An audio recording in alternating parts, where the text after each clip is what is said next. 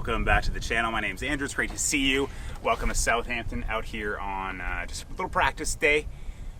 It's a weird time of year. It's a weird time for all of mankind right now as we're on this virus lockdown, social distancing. Thankfully, golf is still something you can do. So I'm out here practicing, filming as much as I can until potentially we have to close golf courses, and I'm just trying to do as much as I can and give you as much viewing as you can if we eventually hit a place where we can't leave our house for a couple weeks. So I thought, hey, I know I do Q&A videos sometimes. Why not slide into the DMs and see what's going on down there?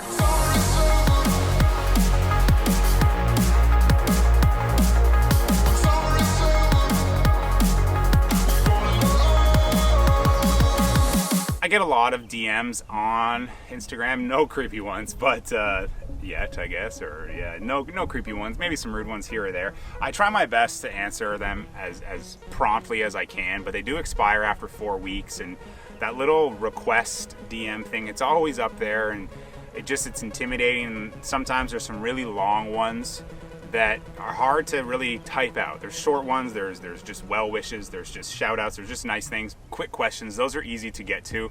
But when I'm doing that, when I'm giving myself, half an hour or sitting at an airport or something to answer questions in the DMs, the long ones just kind of, they intimidate, I guess. So what I'm gonna do here is I just want to answer some of these long, more, demanding is the wrong word, but they demand a lot more attention. So hopefully I can kind of explain a better answer here so you can watch it who asked it, but also I'm sure there's people out there that subscribe to the channel that are interested in the same thing and want to know the answers to it. So here we go. I'm going to leave the identity. I'm going to show you the question, but I'm going to leave the identity out just want to respect that. I'm a huge fan of the channel. I've been watching for roughly 2 years now. I'm from Oakville, Ontario, so I'm a fellow Canadian, eh? I used to live in Oakville.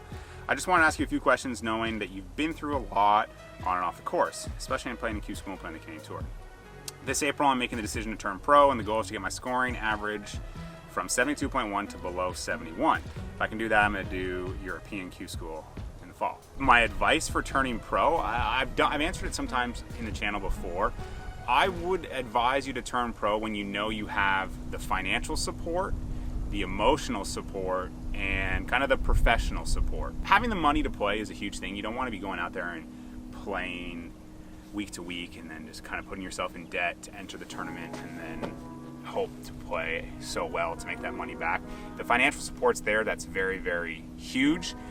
The emotional support from your friends and family is huge. If the people you surround yourself with think you're making a mistake or don't believe in you and don't encourage you, that becomes really, really hard to be around. And it's not like it's not their fault, they just might not know. But if you have people that are supportive and believe in you chasing your dream and know what you're doing isn't a waste of money or a needless risk, a lot of it though, when the financial support's there, it's a lot easier for people to believe in you and support you because they know you're not throwing yourself out $10, $20, $30, $40,000 to go chase a dream. And then the professional support is a coach, a trainer, clubs, and that kind of stuff. That's the big thing I would say. Look for that. That's a huge piece of advice I could give you. And then if you're turning pro and you're up in Toronto, I'm guessing you're going to play the Great Lakes Tour. I would encourage you to play the Great Lakes Tour this summer and just play. You're going to shoot higher scores than you thought you would, but that's okay. That's the learning curve. The learning curve is steep, but the only way to get experience is through experience. And learn from the poor ones and really remember what worked when you played well. So it's like something I've always encouraged. Write notes on what worked after a round, what didn't work after a round. Keep stats. You just want to be a sponge when you're turning pro, when you're a rookie. My rookie year on the Canadian Tour, I turned pro straight to the Canadian Tour. I surrounded myself with veterans, and I just was a sponge to them about travel, about schedule, about practice. That's what you want to do. Find some guys and just reach out to them and pick their brains. We all help each other out. A great example is here a couple years ago, 2 weeks on tour, Ben Groom, Great Lakes Tour player, just moved to Toronto, reached out to me. He's like, hey Andrew, I'd love to play a practice round with you. I love your videos. Could you play a practice round? For sure, let's play a practice round. Ben and I became buddies. We traveled together for 2 weeks, and I want to think that I helped him a little bit by just letting him know the ups and downs through my experience when it came to playing practice rounds, traveling, picking a schedule. So surround yourself with veterans, pick their brains, be a sponge, And yeah, you want to lower your scoring average, but I would say don't let that be the only focus. The focus is learning, the focus is competing, the focus is playing the best you can on any given day. And the score may not reflect that.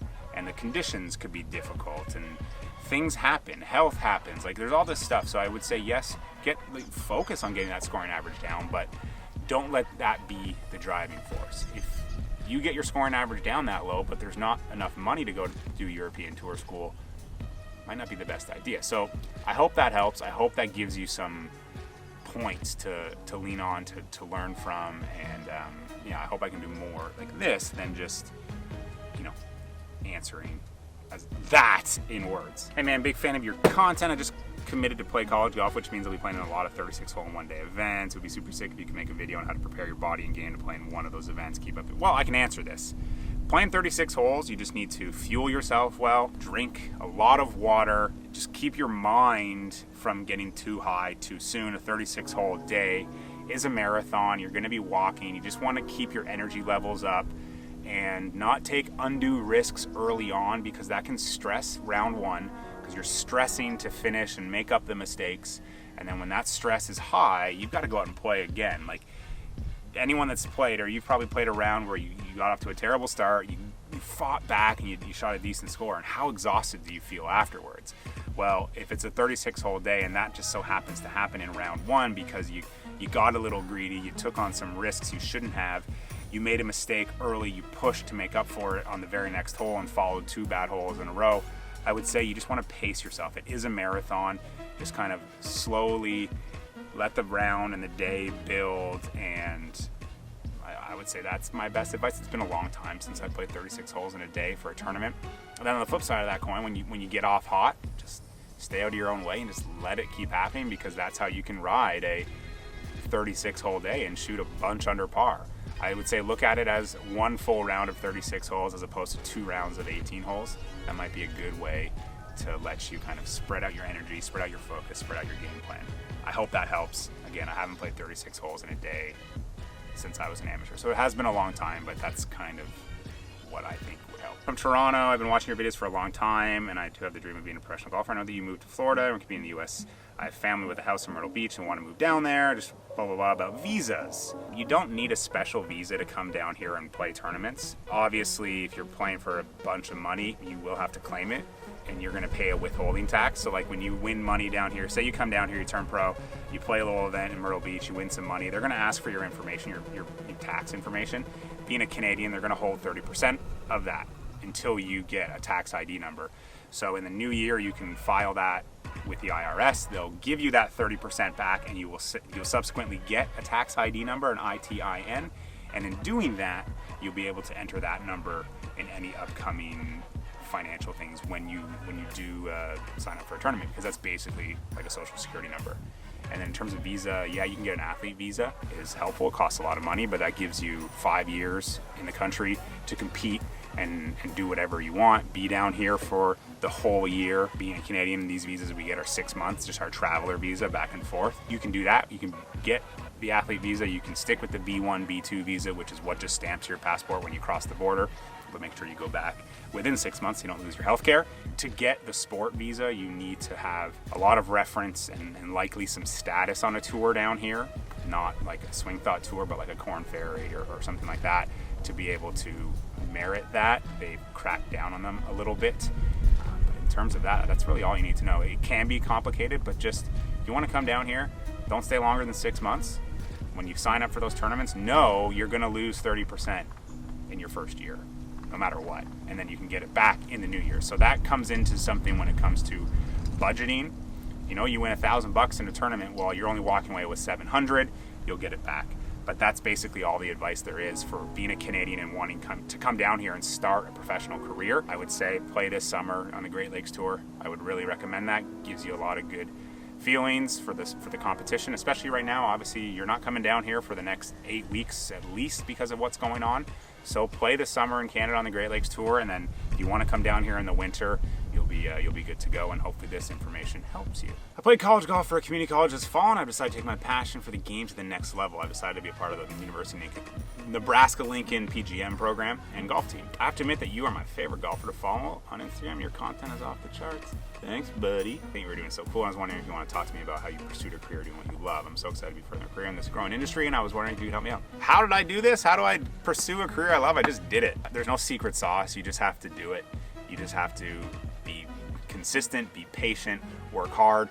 Know that there's going to be ups and downs. I mean, for me, the first 4 years of my professional playing career, I worked a job in Canada for 4 months of the winter, and then would come down to Florida for 2 or 3, and then play and practice, and then go back to Canada and play the Canadian Tour. You just do whatever it takes. And for me, it was working a part-time job. Well, full-time for 4 months to be able to basically afford to be down here and prepare for Canadian summer of tournaments. So like that's an example of just doing whatever it takes. And the consistency, I mean, by just putting in hard work, creating a good schedule, creating a good routine, and chasing after your passion because you want it, not because you want to do it for somebody else. I struggled with that early on.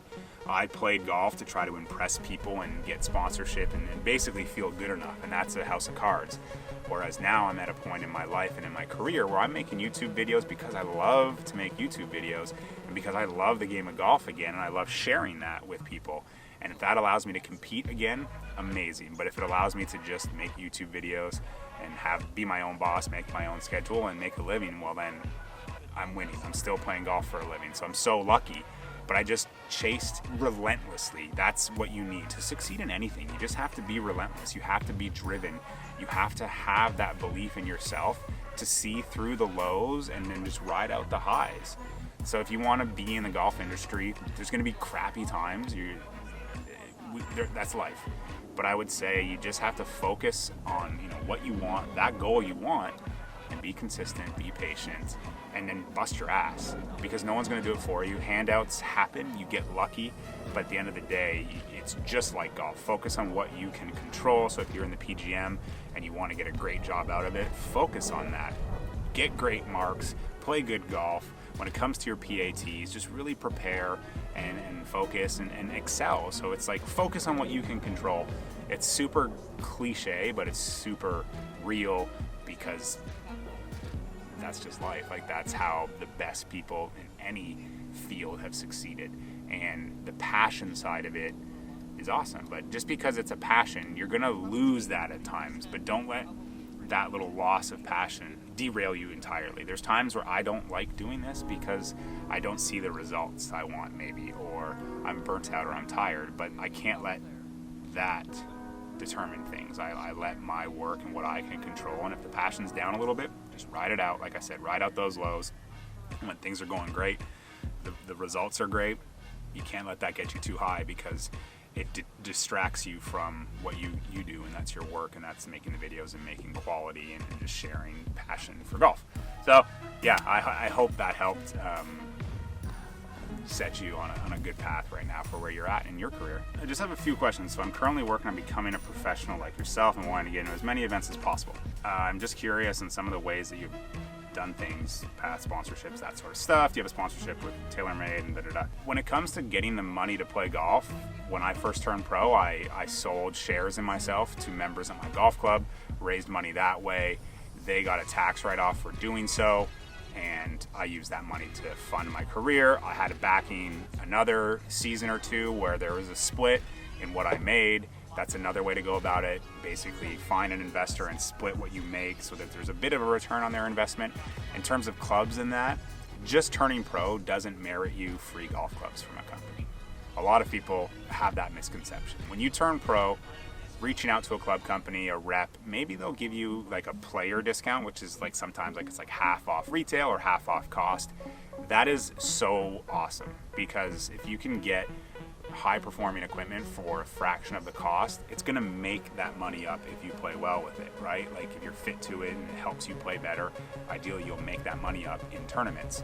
Just sticking your hand out saying, hey, I'm a professional, can I have this, isn't going to work. You need to be patient and understand that good play will allow you to get your clubs from being paid for by yourself to free to being paid to use them.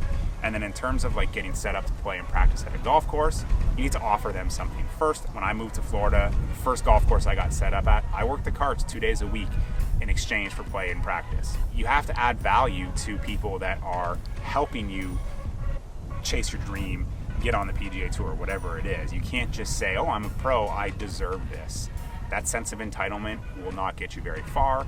It's easy to think like that though, because we see the PGA Tour players, we see how great they have it, and we see that, oh, professional golfer, it should be easy and I should get things given to me, but you got to earn that. You have to earn that. So I would say with sponsorships and that kind of stuff, that's where that lies. And in terms of finding tournaments to play, just takes a little Google search, mini tour golf for your area, ask around where the value is, what tours are worth playing, ask people like myself, sure, DM us, Swing Thought, I think that's a great tour to play. I've said it a couple times in this video, Great Lakes Tour if you're in Canada, great tour to play.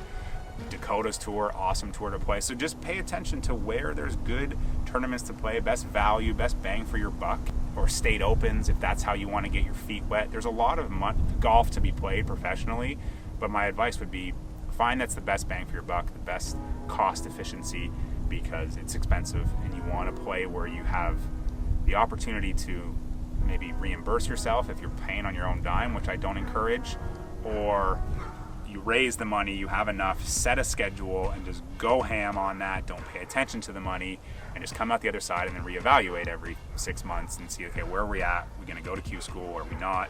So that would be my advice. Don't expect free stuff. Work hard, offer value to people that give you stuff to help your career, be it financial, be it, equipment or golf course. I think that's kind of the best advice I could give. That's how I started my career, and I don't think much has changed in this space. So yeah, these dogs, they agree. I've been a huge fan of your videos for a long time, and now that you're starting up my own channel, Inspire Yours, I was wondering what camera and microphone you use. Well, I use Canon EOS M50 with a Rode Video Micro. I made a video all about my camera gear that I'll link that right here. That video right there, you can see the entire setup that I use to make my videos, and then a little later in that video I kind of give some advice about starting a channel, so I hope that helps. Hey Andrew, just came across your YouTube channel, found you on Instagram, was wondering how you got started and possibly what you would do different chasing your PGA Tour dream. Well, whoa, what would I do different? Well, when I got sick, I would take the time off, or when I ran out of money, I wouldn't have kept going on my credit card debt. That's pretty simple. Those are the only two things I would do different, but that being said, if it weren't for that, I wouldn't be where I am right now, so who knows, right? It all works out. I'm looking about doing the same thing, starting the amateur route. I don't know what kind of amateur golf there is in Minnesota. Like I said about the tour golf, just give it a Google, see what there is to play in, and play as much as you can, and then just kind of see how much you like it and how good you're playing, and then transition to professional golf from there if that's what you want to do. Cleared out all the message requests. Thank you very much for all the questions. I hope this helped the individuals who asked the questions, but if you're watching this and you didn't, well, I hope you learned a little bit of something from it. If you're not following me on Instagram, just go follow me on Instagram and send me a DM if you want to be in touch. Like I said, I try to answer as many as I can and just engage as much as I can. Yeah, enjoy this time off. Get out to a golf course, wash your hands. See you in the next video.